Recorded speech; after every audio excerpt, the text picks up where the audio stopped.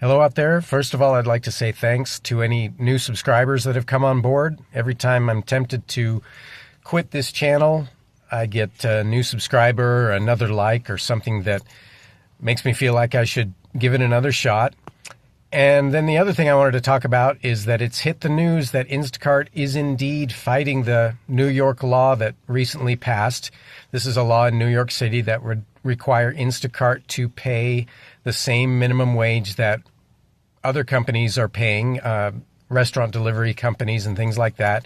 Instacart is fighting against this and claiming that they're doing it for some noble reason about workers' rights or keeping grocery costs down or some other nonsense.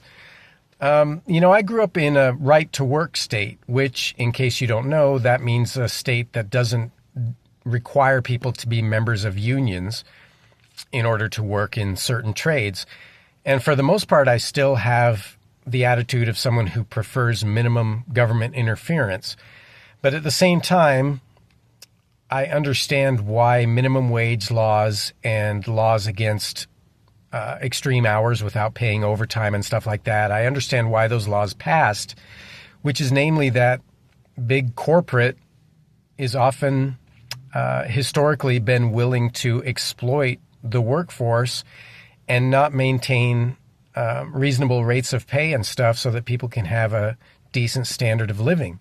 And companies like Instacart specifically seem determined to turn the clock back and to use loopholes that are built into this relatively new technology of app employment or independent contractor work to avoid meeting those same kind of standards. And that's not very respectable at all, especially considering the huge sums of money that corporate executives at companies like Instacart make.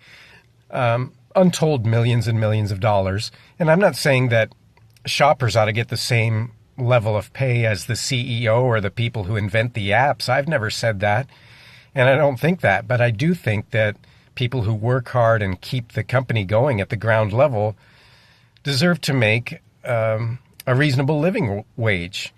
And Instacart is making it clear that they're going to fight that in New York City. So let me know what you think about that in the comments, especially if you're someone who lives in New York and who does this kind of work.